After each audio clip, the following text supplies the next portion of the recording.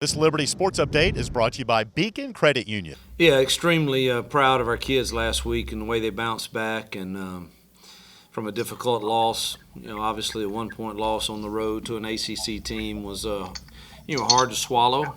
I didn't like it much and wanted to get the taste out of our mouth, and was really interested as to how our kids. I mean, it's been a long time since we lost, and I was curious to see how we would respond, and thought that our kids did a really good job of preparing and going out and being balanced on offense and being stingy on defense to give up points. So I was really, really pleased with the effort to get us 9 wins and undefeated at home in year 2 and back in the top 25 is, really beyond anything that we imagined.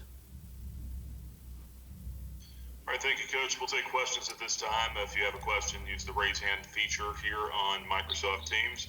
We'll start with Damian Sordelet from the Lynchburg News in Advance, and then we'll get to Hank. Good afternoon, Hugh. Hey. So you've never been around for a Liberty Coastal Carolina game. It was arguably Liberty's most heated rival there for 14 games. 7-7 was the tie, and that game would determine who went to the FCS playoffs more often than not. Have you heard about what the rivalry was from people who were around, like a Kyle DeArmond, those guys, to kind of give you a sense of the type of atmosphere you'll be going into Saturday?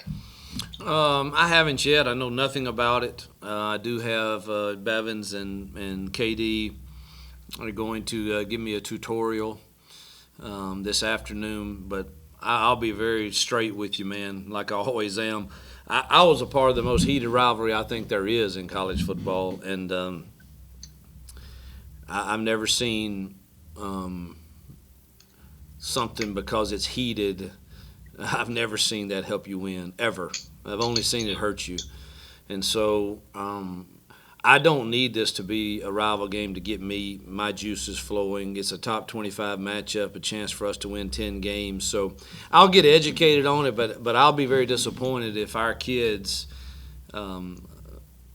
let this get to their emotions to where they're not poised. And I would think that Coach Chadwell would feel the same. His team is very disciplined. They're one of the fewest penalized teams in America. And so, and truthfully, besides the media and besides the people in the stands, all that pushing and shoving that happens in these rival games before the game and in the first minute of the game and all the chit-chat and all that stuff, after about 2 minutes when you get hit right in the face, all of that kind of just subsides, and you might ought to worry about executing on the given play and the game plan much more than you do that. And I mean, the fans will still yell back and forth and do what they do, and the media will write about it being a rivalry. But it's a rivalry to me because it's top 25 teams playing in a game that means something. So I don't know if I answered your question, but I won't make much of. I'll make much of the fact that this opportunity is big, but whether it's Coastal or whether it was whoever, it would mean that to me. All right, let's go to Hank Kurtz from the Associated Press, then we'll get to Jermaine. Just a wild guess, Hugh, but I'm guessing that what the media says and what the voters say probably doesn't register real high on your priority list. We probably don't need to go down that road, Hank.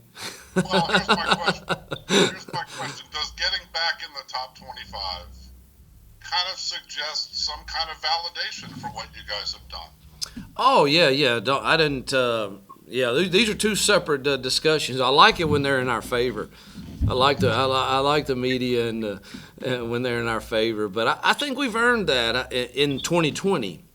Listen, I'm a realist, and I don't. I mean, there's a lot of teams in Power 5 conferences that probably haven't played as many games to really judge their standing in this year. But in this year, in this 2020, this craziness, but yet we've been blessed. I mean, who would have thought we'd have got 10 games in without one team on either side of it having issues? Very few have done that. And so I do think that we have in people's minds, obviously, in two different polls, have earned the right to be hovering around that top 25, and this week is our fourth week in the top 25. So, no, I think absolutely that gives us some validation that we're 2020 we've done some things right to be in those discussions. And you've obviously prepared for some pretty tall task games already this year. Is there a difference in preparing for a top 25 team? Not in the preparation. I mean, I may approach the team meetings a little differently. I may approach my energy level a little bit, and what they see from me in a given practice, and my approach to it. But I would expect the preparation to be exactly the same every single week. And then there should be some extra juices flowing. I don't expect that every week, but this one here, I mean, heck, who knows, Hank, what's going to happen after the regular season's over? I mean, who knows if there's going to be bowl games? Who knows? And so this opportunity we have to beat a top 15 team, I believe. It should. So number 14. And I mean that should get your juices flowing. And I don't know what the outcome's going to be of the game or not, but I'll just say this to you, Hank. In the media, you media guys, what non-Group of Five school has the most impressive wins this year? I'll let y'all answer that. Thanks, Hank. Let's get to Jermaine Farrell from FXR in Roanoke, and then we'll get to Ed Lane. Well, good afternoon, Coach. Hope you're doing well, sir. Thank you, sir. I got two questions for you. Number one, it's kind of dovetailing off what Hank was saying, but how big is it to have, you've already played some big games this year. How helpful is that entering this game? That's the first question. And the second question is, obviously with everything else going on in the world of college football, all these postponements and all these teams having COVID issues, how proud are you that your team hasn't had any of those issues as far as, you guys have gone through, haven't had any players go down or anything for the most part due to COVID? Like, you guys have navigated it pretty well. Yeah, so I'm going to take the last question first, and then I may have to get you to remind me what the first one was. But the last question is, listen, we're never out of the woods on COVID. I mean, it's a weekly on pins and needles, waiting on the test to come back and see what the results will be. And and truthfully, we have been affected by it, and we just don't talk about it publicly.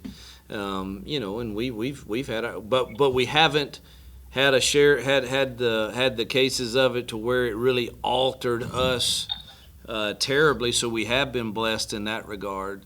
But we'll be, it's that time of year where the flu season's around and all of that. So, man, we'll be sitting on pins and needles all week this week, waiting on these tests to come back. So we are blessed. Yes, you're right. But certainly that doesn't mean, how long does that last, Jermaine? I don't know. I hope it lasts one more week for sure. All right, what was your first question? And the first question was, considering the fact you guys have played so many big games this year, how helpful is it to prepare for this game? Because, like I said, I mean, you had impressive wins over Syracuse, and you've had impressive wins over Virginia Tech, and a game I feel you guys should have beat NC State. Yeah. That's another argument for another day. But these big games, it seems like, how helpful has it been to have those? No, there's no teacher like experience. So, those are invaluable experiences that should help prepare us for this one. All right, thanks, Jermaine. Let's get to Ed Lane for the Fast Lane, CBS Sports Radio, and then we'll get back to Damian.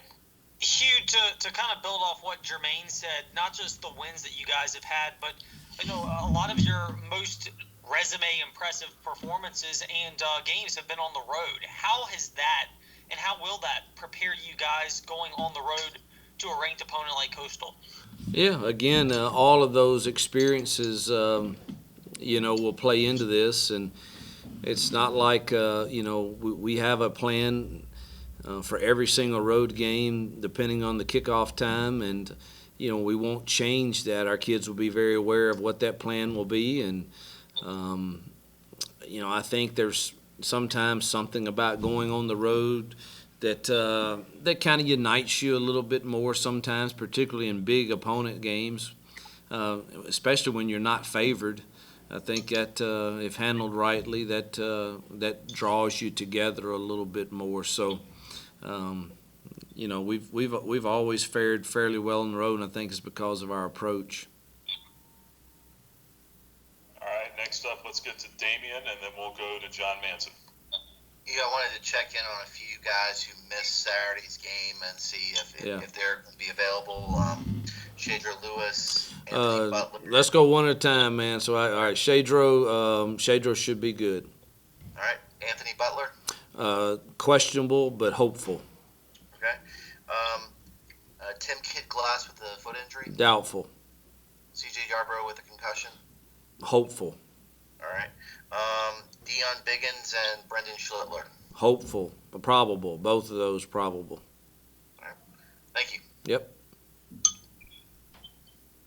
All right, let's go to John Manson from a Sea of Red, then we'll get to Travis. Coach, I know you're focused on the Coastal game, but you kind of talked about the bowl season and the unknowns there. And I'm not sure what the media schedule will be following Saturday's game, but what's your thoughts going into that as far as your resume? Sitting here at 9-1, top 25. I don't know if you saw the report this morning from Brett McMurphy saying Liberty might not get a bowl invitation just to bowl tie-ins this year in 2020. What's your thoughts? I mean, do you think, kind of an obvious question, I guess, but do you think that your team has a resume worthy of a bowl game? Well, you know the answer to that. I mean, absolutely. And, again, no idea if we'll beat Coastal or not. But if we do, I think we have, as a group of five, the most impressive wins in the nation compared to the other group of five schedules. So, but I don't get caught up worrying about Ian and our administration do a great job working with our partners in the bowl tie-ins or the secondary tie-ins, whatever you call them, and ESPN and all of that. They do a great job with that, and man, we'll cross that bridge when we get there. But if you're asking me if we're worthy of a bowl, there is zero doubt, I would think, in anyone's mind that that would be the case. All right, next up is Travis Wells from DBJ7 in Roanoke, then we'll go back to Hank. Hey, Coach, I know in the preseason a lot of the talk centered around how you replace the production of an AGG.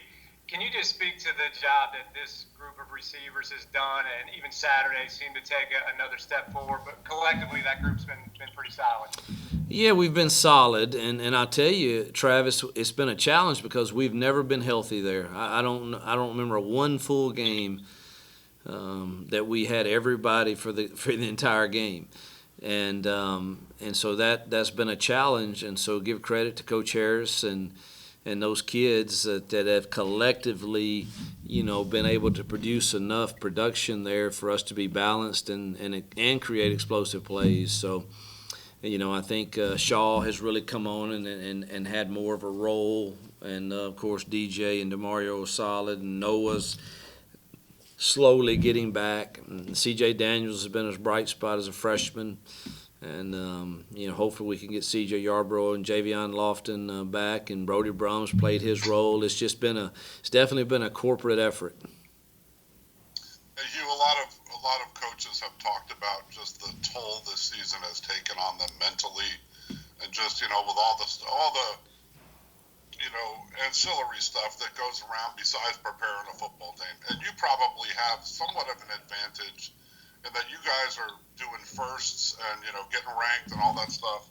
What has been the difference for you in terms of mental, emotional toll of this season, worrying about tests and all that stuff compared to a normal year? Oh, hey man, I'm fresh as a daisy. I really can't think about all that stuff. I don't. Does it keep me up at night until I get those texts from our medical staff saying, "All right, here are the results"? Yes, it does. And worrying, do you have enough to play a game if you get a certain number back.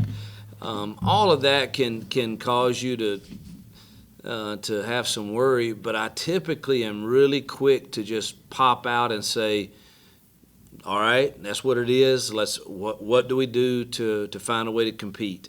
And so my mind is just, I do have that gift to just say, you know what, bring it on.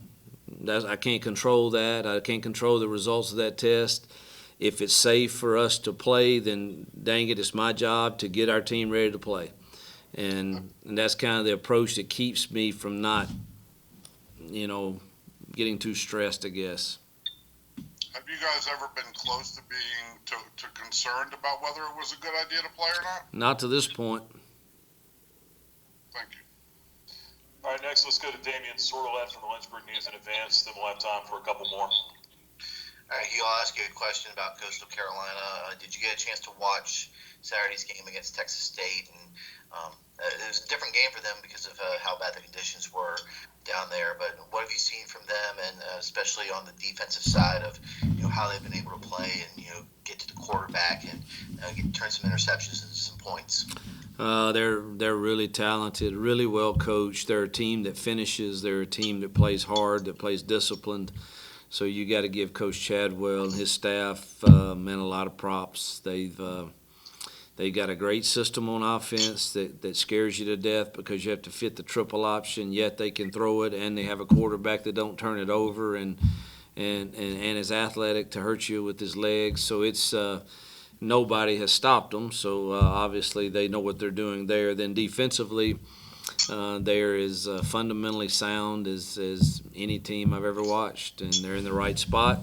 They play extremely hard, and they cause you some problems with their athleticism at the defensive end spots in particular, and then they're solid everywhere else in the middle too. So it's going to be a heck of a challenge for us. There's a reason they're ranked as high as they are. All right, next let's go to Alan Blondin from the Sun News. Hey, Hugh. What do you think are the keys to you and your staff being able to turn this program into such a success at the FBS level in such a short time? Culture, chemistry, and our approach to preparation, along with obviously some key good players in positions. But I just think, and typically in football, that culture combined with some good players has a really, really solid chance at winning some games. And we work extremely hard on our culture and how we want to approach not only the games but life. And when things go bad, when things go good, what's our approach? And I believe that culture and the chemistry that is created from those relationships that we try to drive our coach-player relationships. We want to be a relational staff and not just a process-driven staff. And I think kids respond to that. And so I think that's probably the reason I would give for our immediate, unexpected success.